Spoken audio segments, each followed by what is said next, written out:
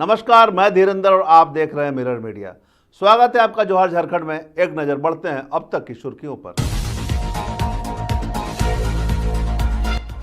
पूर्व विधायक संजीव सिंह सहित सभी आरोपी बरी। 8 साल बाद सिंह मेंशन में लौटी खुशी।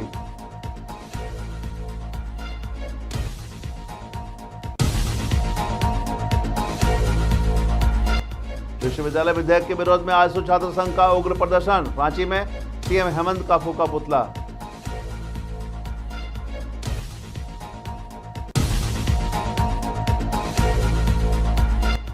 हजारीबाग में इंस्टाग्राम पर दोस्ती कर पहचान छिपाकर की शादी। अब युवती पहुंची थाने।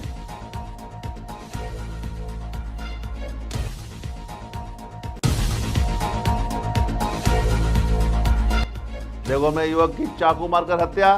परिजनों ने इंसाफ की लगाई गुहार।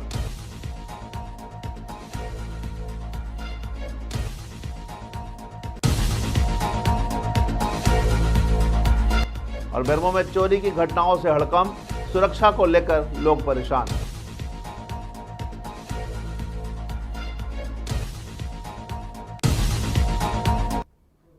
अब खबरें विस्तार से। धनबाद के एमपी एमएलए कोर्ट के विशेष न्यायाधीश दुर्गेश चंद्र अवस्थी ने बुधवार को 2017 के नीरज सिंह हत्याकांड मामले में ऐतिहासिक फैसला सुनाते हुए पूर्व विधायक संजीव सिंह समेत सभी आरोपियों को बाइज्जत बरी कर दिया है। करीब 8 साल 5 महीने बाद आए इस फैसले से सिंह मेंशन और झरिया में जश्न का माहौल है। 21 मार्च 2017 को धनबाद के पूर्व डिप्टी मेयर नीरज सिंह, उनके पीए, बॉडीगार्ड और ड्राइवर की गोली मारकर हत्या कर दी गई थी। इस मामले में संजीव सिंह सहित 12 आरोपियों पर चार्जशीट दाखिल हुई थी। लंबे ट्रायल के बाद अदालत ने सबूतों के अभाव में सभी आरोपियों को बरी कर दिया। फैसला आते ही कोर्ट परिसर में समर्थकों की भीड़ जुट गई। नारेबाजी और पटाखों से जश्न मनाया गया। संजीव सिंह की पत्नी रागिनी सिंह ने कहा, न्याय की जीत हुई है। वहीं नीरज सिंह के भाई ने हाईकोर्ट में अपील करने की बात कही। सच की जीत हुई है और किसी बेगुनाह को जिस तरह से 8 साल रखी गई, इस चीज को तो हमें भी दुख है और हमारे साथ साथ पूरे कोलांचल की जनता की निगाह टिकी हुई थी कि किसी बेगुनाह को किस तरह से रखी गई है।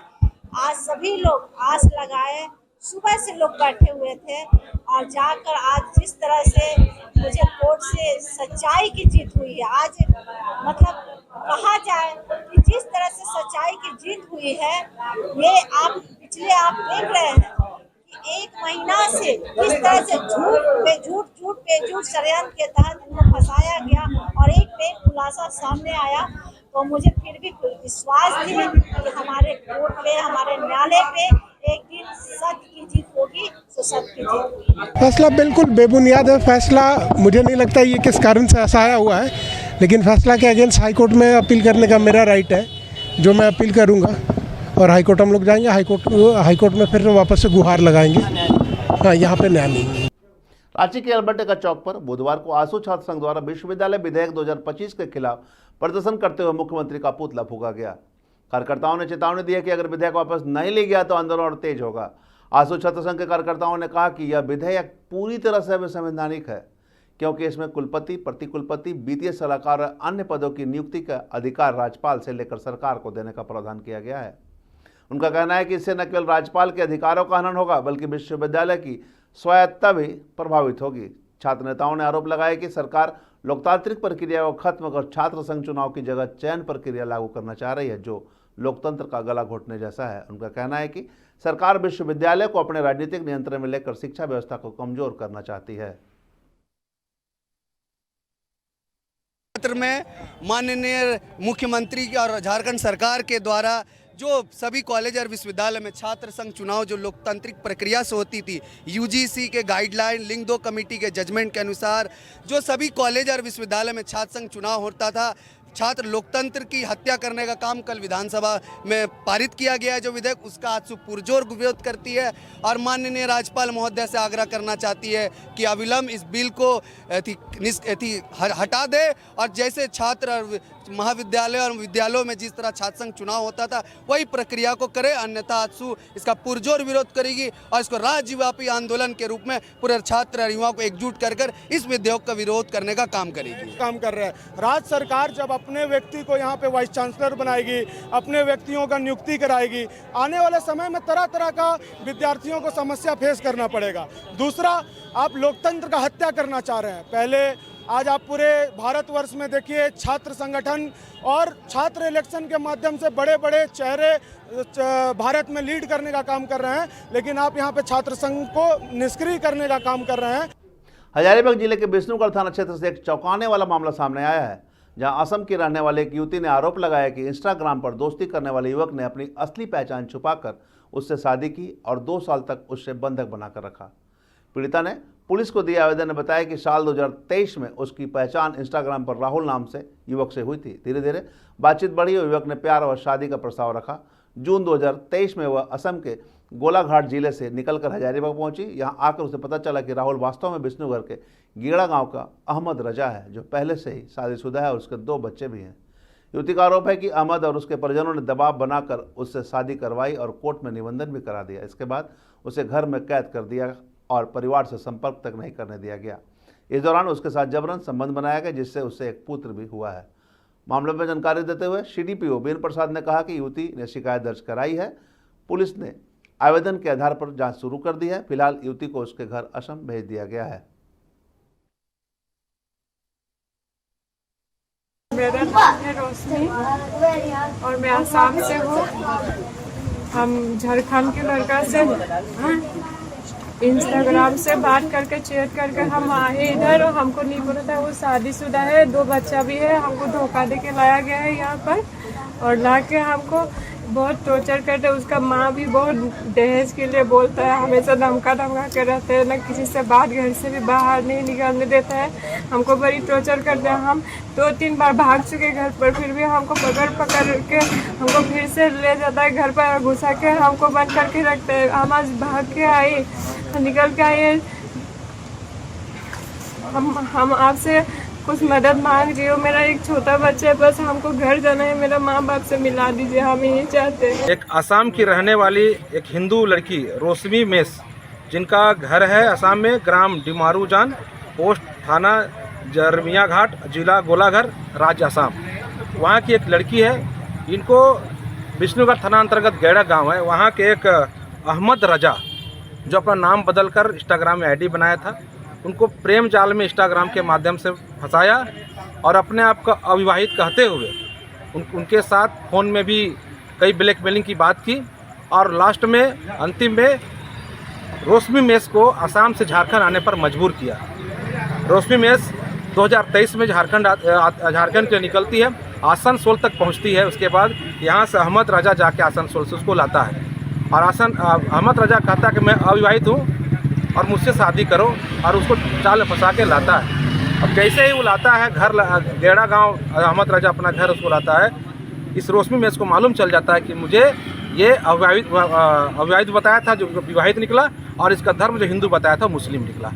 तो इस प्रकार से वो ठगा गई, और उस समय से 2023 से 2025 के बीच में रोशनी मेस के साथ इस प्रकार से प्रताड़ना शोषण किया कि वो डरी सहमी वहाँ पर रहने पर मजबूर हो गई। बार बार भागना चाहिए, निकलना चाहिए, लेकिन उसको निकलने नहीं दिया था। हमारा समाज हमारे हिंदू भाई बहनों को किस तरह से बरगला कर इन जिहादी मानसिकता के लोग उसका शिकार करते हैं।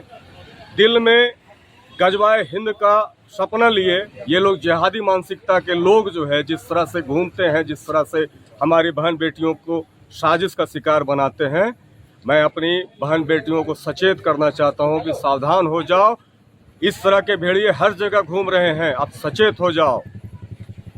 और मैं पुनः प्रशासन से और राज्य सरकार से, माननीय हेमंत सोरेन जी से मैं मांग करता हूं कि यह भी असम की आदिवासी बहन है। जिस तरह से आप आदिवासियों की बात करते हैं, एक आदिवासी बहन की रक्षा कीजिए। उनके साथ विष्णुगढ़ थाना क्षेत्रगत ग्राम गेड़ा निवासी अहमद राजा और रेशमी मेस जो असम की रहने वाली है, इनके बीच इंस्टाग्राम पे दोस्ती हुई और बाद में दोनों निकाह कर लिए, और वर्ष 2023 से दोनों पति पत्नी के रूप में घर पर रह रहे थे।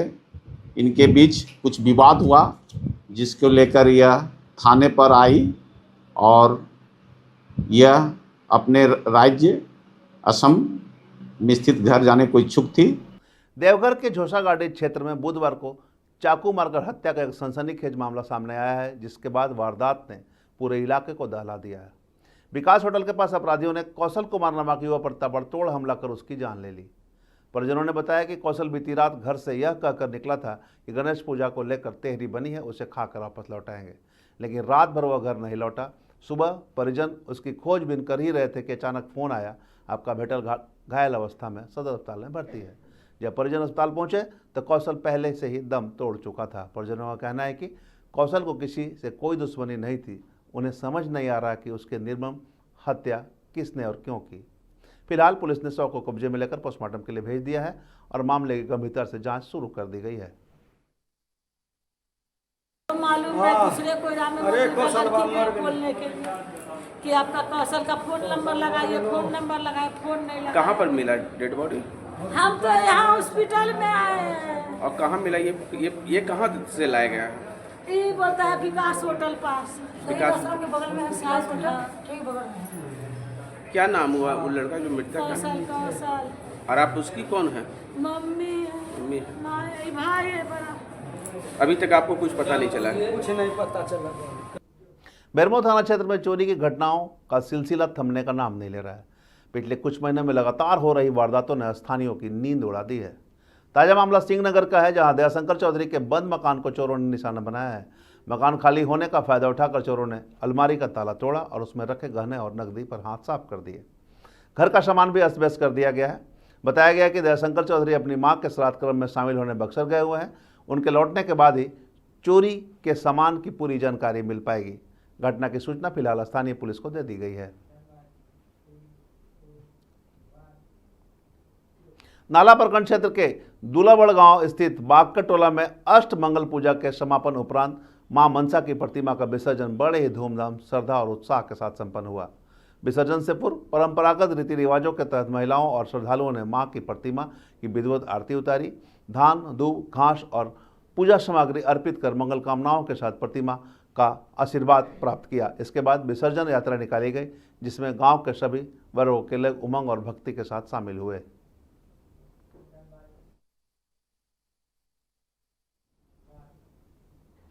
जवाहर झारखंड में अब तक बस इतना ही। देश और दुनिया की तमाम खबरों के लिए बने रहे मिरर मीडिया के साथ।